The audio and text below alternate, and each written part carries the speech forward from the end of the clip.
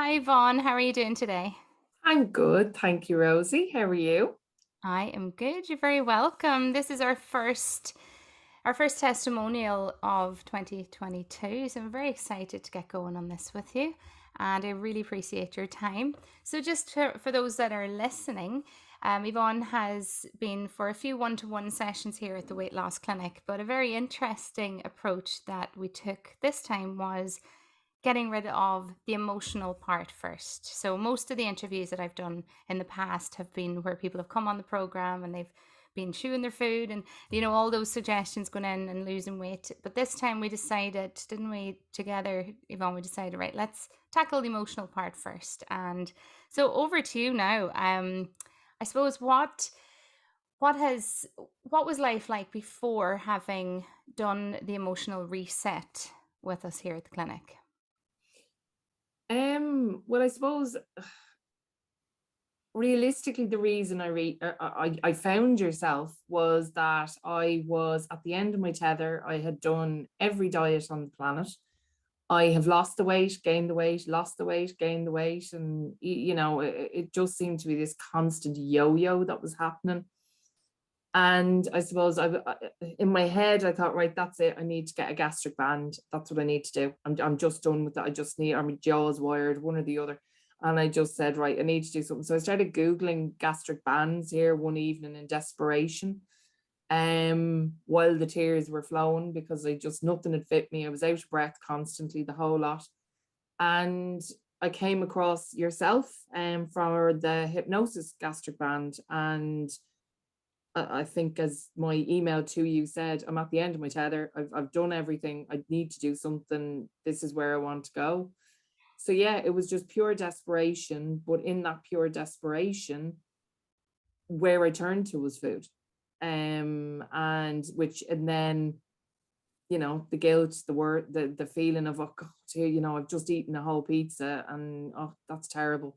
Now I feel even worse. I'll go and have ice cream. Oh, now I feel even worse. I'll go and have I was just this constant cycle of me feeling bad constantly about everything. Okay. Yeah, that gives us a good idea. And I suppose that mindless eating, isn't it? And where there's some sort of void or something really, like that would be the classic situation of emotional eating. It really would, where there's just no satisfaction, no, you're not really getting anything from it except No, and I, obviously. I think it's only recently I've really understood. I heard it for years, that eating your feelings, phrase. Never heard it, but never really understood it. And I can only now honestly say that I understand exactly what it was. It's suppressing everything with just shoving food in your mouth so you just don't have to think about it. Mm, okay. Yeah, that gives us a good insight to it. So, what's funny, well, that's not funny. None of this is funny, but you and I do enjoy a good giggle about it Yeah. all.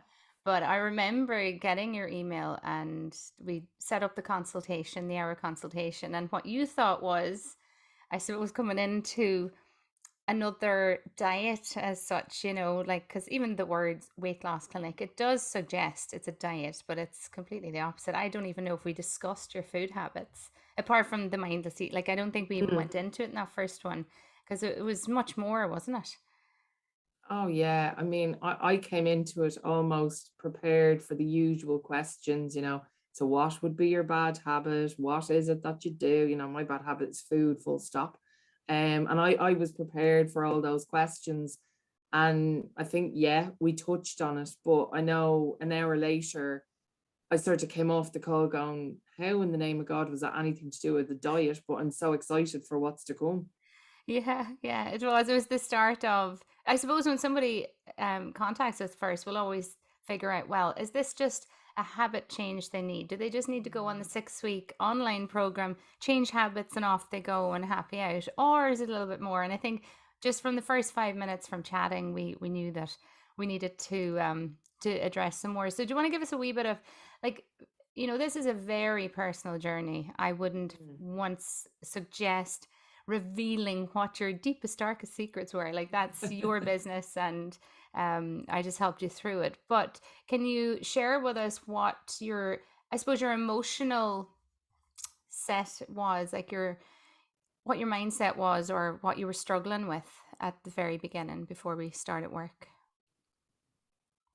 A couple of weeks before, I suppose, I spoke to you, I was thinking about this earlier, how I describe. A couple of weeks before I spoke to you, somebody asked me, did I like myself?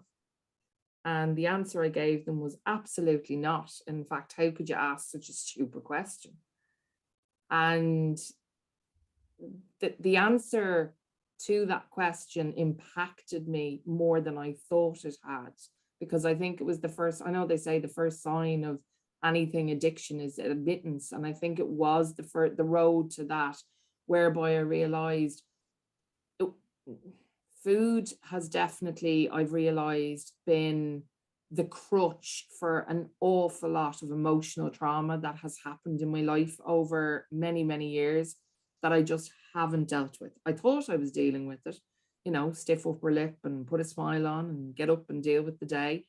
And then have a pizza at the end of the day and shove it in and forget about it and just do anything not to think about what you probably should have dealt with. And, that phrase, people around the world are dealing, there's always somebody dealing with worse than what you're dealing with, or whatever it is, always came into my mind. And,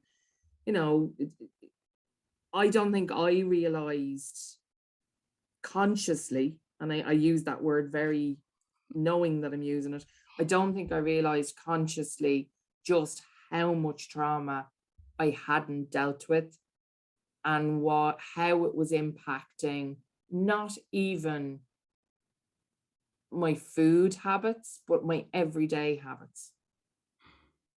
Yeah, you don't really, don't you not? And I suppose you've touched on something there, which is important, is we learn to suppress. We have to, because it's fight or flight. The subconscious mind is responsible for it. It has to protect you. So, if you don't have the tools or the help to actually deal with the cause of somebody's anxiety or depression or anger or whatever it is, well, then naturally your subconscious mind has to suppress it, because we have to get up, we have to function, we've got to go to school, or we've got to go to work, or whatever it is. So you're right there, and where you were saying you would have used food to suppress all of those feelings. Yeah, it's just worth noting there that that would have been your way of coping. And you were saying there that you would have tried other things as well. So what other things would you have tried before the hypnotherapy? Oh God, every diet you can think of, the sort of Weight Watchers, motivation.ie, but Unislim, Body Slim, Body Contortion, whatever you can think You that tried them there all. was. I Yeah. tried everything. And what about the emotional part? I know, like, you would have tried the diets. For the emotional part, what other methods would you have used? And did they help you? I had tried counseling, and I still believe in counseling. Okay. But I think what I found with counseling was, I'm somebody who very much, and I'm sure you've realized this about me, Rosie, I do an awful lot of self-diagnosis anyway, and a self-reflection, and I'm not afraid, in one respect, to go in and ask myself those questions. But I'd locked some of it so far away that no matter how much counseling I was doing, it wasn't tackling what was happening. It wasn't getting deeper than where it needed to be. And again, through working with yourself, I now understand why, because the conscious was stopping me to get there. And for reasons for self-protection. And that's what it was. And it's the whole journey with yourself. And it feels like I've been on this journey with you for honestly about 2 years. And yet it's only been probably 6 weeks, 8 weeks in total. Yeah, I think Yeah. November. And it feels like, in a really positive way, I must say, just in case. God, it doesn't feel that long. Exactly. No, Nothing in life is absolutely. personal. It's okay. You want to. Yeah. No, it 100% positive, and it's For somebody who uses Dr. Google quite a lot, because, I sort of in my own head was like, yeah, I know better than this and I know better than that. I didn't. And I suppose I'd been to counseling, I'd been to psychotherapy, I'd been to cognitive therapy over the years for different things. And again, as I said, it was again all superficial. It was very surface level. I never went Conscious any deeper level. than I sort of could, I suppose. Yeah, and that's the different way. And certainly there is a place for it. All those methods that you have tried. I mean, that's been part of your journey in getting to where you are now as well. Um, and I suppose for anyone listening, the difference between what we do compared to all other methods that I'm aware of would be we get to the root cause as to why someone is feeling anxious. And actually, I'll come to that to see what your anxiety was like after this. But a lot of treatments out there it's like sticking a band-aid on it. It's like they're treating that symptom, or if you have a cough, take a cough medicine, as opposed to see what's causing it underneath. Or like that's only a small thing. But take an anxiety as an example. I mean, when somebody comes to me and they have, like, I had a guy in this morning, his symptoms would be shaky hands, full body sweat, racing heart, sick stomach. That's a big one for the fear. So those sort of symptoms, we're not looking at his diet. We're not looking at all the different things. What we're doing is figuring out, well, where did he learn that? Where's the root of the problem? Because if we don't get back to the root, it's like sticking a band-aid on. And certainly there's two ways of doing hypnotherapy. You might find someone who'll just put you into that lovely relaxed state and say lovely things, and that's lovely. But it's not enough if you've got an underlying issue.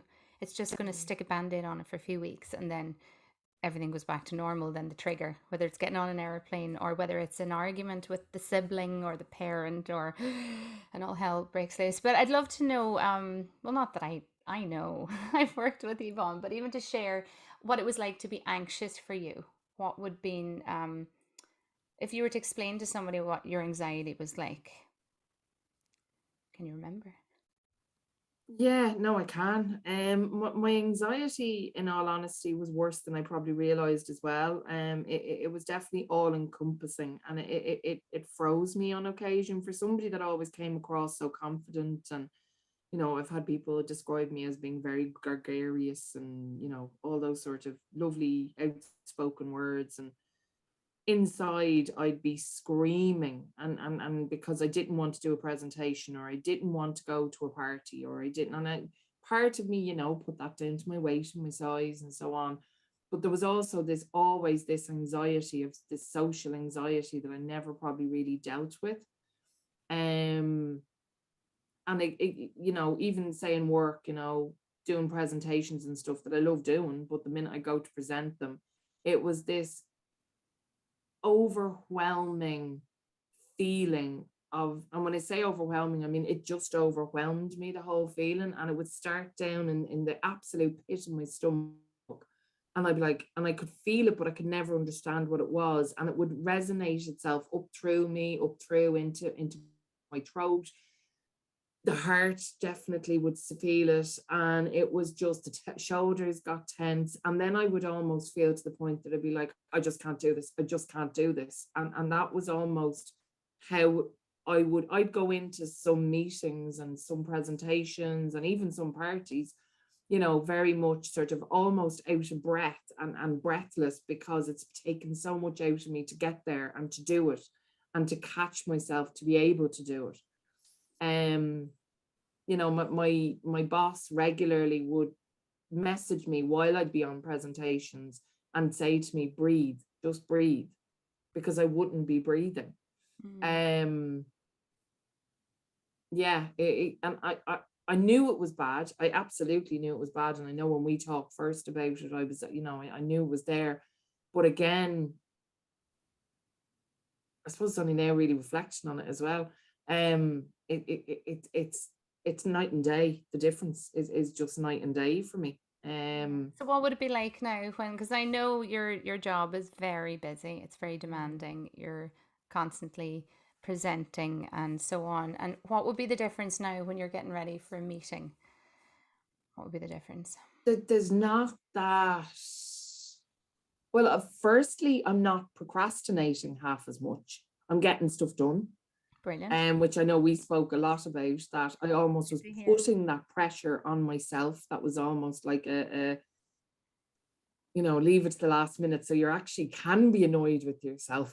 You know what I mean? Yeah. Whereas now it's I'm doing it almost in a steady progression rather than leaving it till the last minute.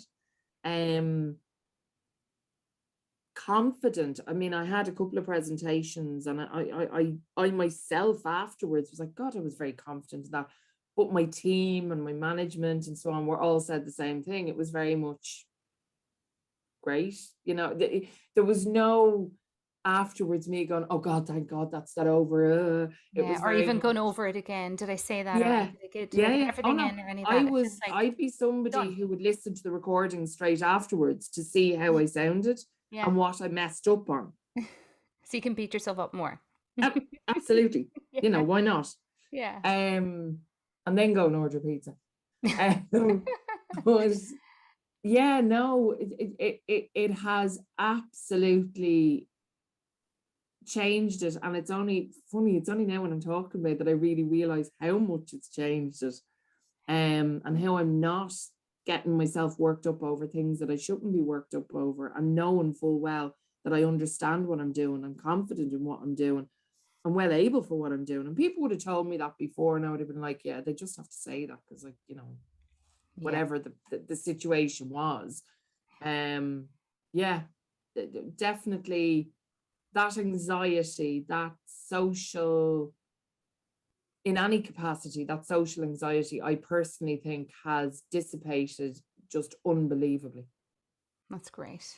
Brilliant. And it really is a, a two-way process, isn't it? God, Like yeah. definitely the way that we do it at the weight loss clinic here, like it's very the process is very similar with most people who come in. The smokers we treat a little bit different, but they're not in the weight loss clinic. They're not the other clinic. But people who are looking to change their emotional state, to get rid of any negative feelings and emotions in the body, we have a structure that we use, and I can only bring you through it. I'm 50% of the process, but the other 50 has to be the client. Like it's no good for someone who just wants a magic wand. Like, would it be fair to say that it was an emotional journey when you come in without scaring anyone? I know, in my head I'm thinking, don't scare me off.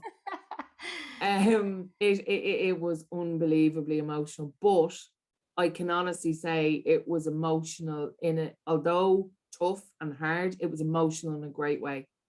It's like If I'm being totally candid with you, it has made me feel alive again. brilliant. Yeah.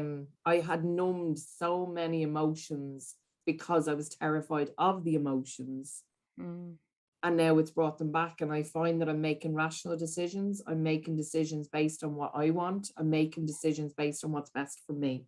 Fantastic. I can see it in you as well. Like you're very different to the person I met a couple of months ago, Oh, on that and if consultation. I'm really honest, it's not just you that has said that. My dad, who would see me on a regular, it's absolutely, over the period, over the Christmas period where I saw him, couldn't get over some of the differences in me. He was just like, whoa. Isn't that lovely for him to see too? Oh Because he's yeah, obviously seen his little girl suffer for many years with her yeah. mind, and that's really nice that he can see that now. Fab. That's In great. fact, his actual words that he said to me was, he said, I think you've got it this time. I think this time I can see it. And I thought, Jesus, it's about time. Like, We won't say how many times, but actually, no, we won't. I mean, that's it. Like you've like we together have gone into your subconscious mind, and it's like hitting an emotional reset button. And that's what it is. There's no reason for any of those other triggers to spark you off now, because you've got rid of any emotions attached to any earlier events in your life. So you'll have the confidence to go forward. And the other thing as well, so I know it's the weight loss clinic, but This is not a diet in here. It's about helping people with emotional eating and all sorts. So for yourself, you've done that. You've taken back control of your mind. Happy out. Now, will you tell me a little bit about the the weight loss program? So you're on the Wednesday night online where there's a group of people on Zoom and doing your 6 weeks. So we're now on week 3. So can you tell me how your habits have changed? And also, do you remember you were saying before we came on here, you were saying something about in December, habits had already changed without us even Oh, talking about, not yeah, I without was doing the programming. It was because the emotional stuff was sorted. Can you share that? like since I started with you, so we had what in total 3, 4 sessions Three. over December. Um, uh, I'm surprised Just Eat. I'm surprised they're still in business, to be honest with you, because literally it was 3, 4 times a week that I was, hit the button, hit the button. Mm. Once I've ordered takeaway, and that's because somebody was here and it was sort of I hadn't food and they'd arrived, whatever. But and even at that, I didn't order the magnitude of what I would have ordered before. It was, a very small portion of, oh, that's what I'd like to eat. Um, yeah, like that behavior in itself was it's just, and it's not that I'm thinking about it. It's not, and I can't stress that more to people. It's not that I'm sitting here going, I'm not allowed to have, it just does not enter my head. It Mm. does. On a Saturday evening, I'm sitting here, what was, 3, 4 o'clock, starting to think about what you'd like. Oh yeah, would I like, maybe I'll go for that this week. Oh, will I go for Indian or pizza, or what will it be? Which pizza will I go for? Do I want this? Do I want, oh, maybe I'll get some of that as well. That was what consumed it on a Saturday. Whereas now I get to 7, 8 o'clock and I've had my something to eat earlier, and I get to 7, 8 o'clock and I'm like, oh, right, I might do scrambled eggs. Yeah, I'll do scrambled eggs. That'd be nice. It's just not a thought. Amazing, It's yeah. it's just genuinely not a thought, which I never thought would be the case for me. I mean, in Yeah. previous editions of Yvonne, I'll call them, I've had Christmas cards from the takeaway, say thank you for your That's a service. record. That's a good one. Like, so takeaway has always been my vice. Always been my vice. I used to blame my parents because we lived so far out in the country, we could never get takeaways. So when I moved away, I say, oh yeah, it's because we couldn't get them when we were kids. Yeah, Um, that's the book. yeah, exactly. Yeah. Oh, completely. But yeah, that's definitely been one, in December, that was definitely something. As I said, I didn't even notice it until I noticed it. Yeah. Over Christmas, where I would have had no problem before sitting down with the cheese board to myself and all the crackers and all the grapes and the grapes, it was my 5 a day inclusive. Um, just no even want. Yes, I did have it, but when it was sort of, everybody was sitting around the table and it wasn't me sitting on my own eating it because I just felt like eating it. Mm. And that was before we had done anything at all, really. And I honestly believe I felt lighter in myself because of the emotional stuff Mm. that had already been vanquished from me as such. Do you know what I It's like a mean? big And weight that off we'd your worked shoulder. through. Yeah. And that was it. So it's lovely. And you just gave me that update today. It's nice hearing that because there was no suggestion around food, but you were able to see that yourself. Once the emotional stuff was gone, you weren't using food for comfort. And then, so then you jumped on the class then on the 5th. And how has that helped you over the last couple of weeks? We're in our 3rd week now. How's that Well, helped you with number habit? one, the sessions on a Wednesday are just the most relaxing thing I've ever done in my life. It's for anybody who just wants an excuse just to chill out, go for it. Never mind all the added benefits that come with it. Yeah. Um, like I think I was saying it on the class the other night. I mean, I went shopping after the first week, and without, again, there being you can't, you shouldn't, oh God, no. My trolley when I got to the till had no chocolate, no crisps, nothing that I would normally have had in there. and I might have had a token piece of fruit previously, whereas this time there was pineapple slices, there was apples, there was, I was like, what? And it sort of resonated with me when I was putting it into the bag. I was like, what in the name of? And then during the week, I found myself, like, I took a photo of myself eating my first apple without even thinking about it. I suddenly picked it up and ate, and then suddenly realized I was eating it. And I texted my dad and I went, this is the first apple I've had since I was about 12. And it's no coincidence, because that's the sort of stuff we're putting in there. Like, Yeah. your desire to eat fruit, you love your apples, the exercise, the Oh, drinking water. Did you notice yourself all of a sudden drinking more water? yes and no. I was always good with the water. In fairness, it's not something I would have struggled on. But what I do notice is that I would have been somebody who maybe I would have forgotten about it and then gone for it. But I would have always made sure I got my 2 liters in. Whereas definitely what I've noticed is in the morning, the first thing I do before I even go for my coffee now is fill my big 2 liter of water, Yeah. which I would have never done before. That would have always been an afterthought after the coffee and whatever I was having, toast or whatever for my breakfast. Mm. Yeah. Whereas now it's straight away the water. And even during the day, I'm noticing myself going, oh God, I need to have a glass of water now. Yeah, that's fine. Like, and that definitely changed this week. I can see a massive change in that this week. Great. Um, which is great. Yeah, brilliant. And then, but obviously you weren't buying that stuff, so presumably there's no biscuits or any of that kind of stuff now in the house. No, and which is really bizarre. Like, yes, I will admit I have had one or two cravings in the evening, but I think that's more out of my nightly rituals rather than out of, so I've had to change those.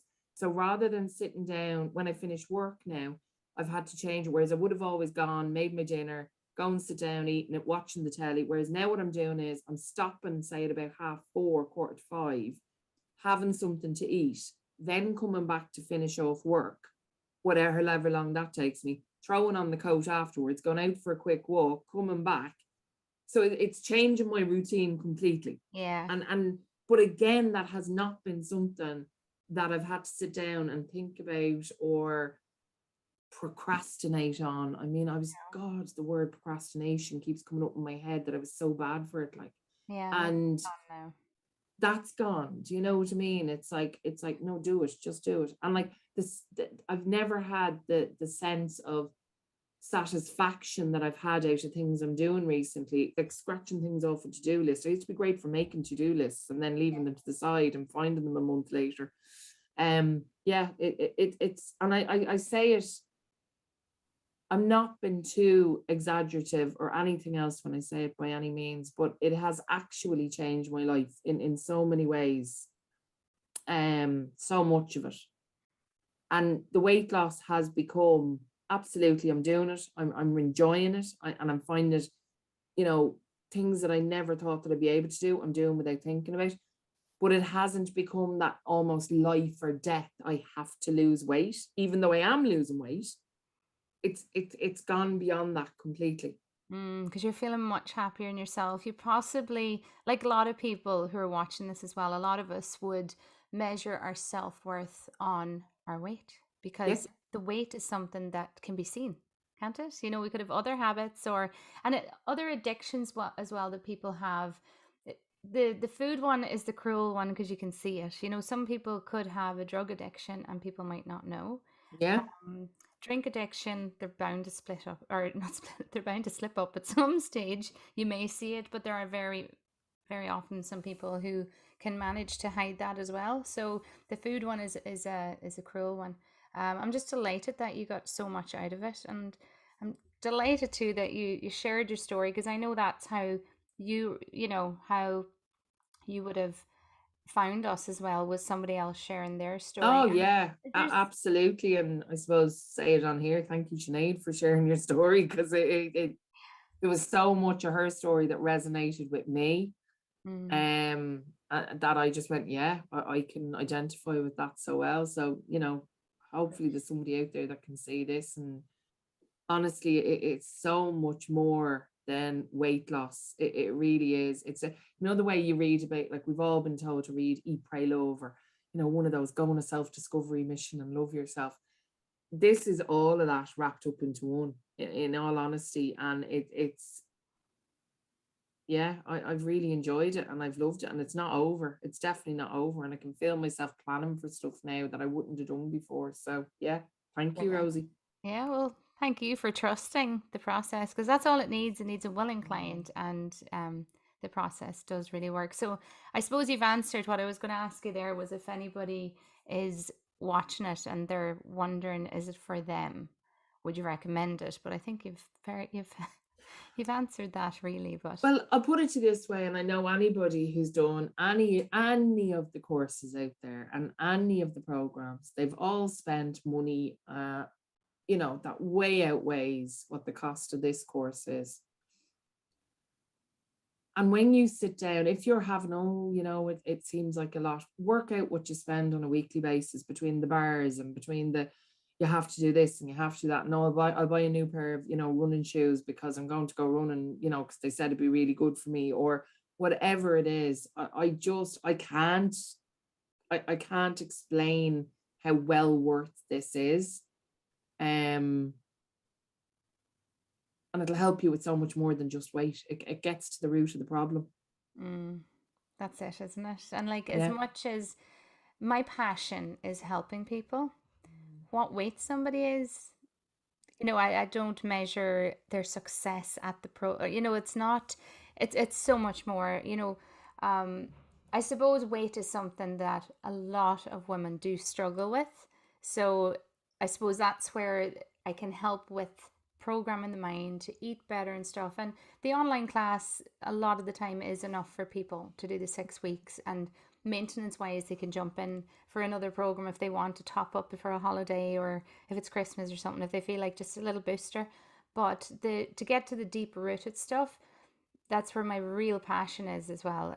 Like talking to somebody like yourself now this evening who's been through it, life has changed. Like, that's why I get up, go to work in the morning. So thank you so so much. I really appreciate you sharing with us, and hopefully we'll hear back from you again. We'll check in another time, and delighted now to be able to share that with everyone. Thank you so much. We will talk to you soon. Thank you, Rosie. Bye.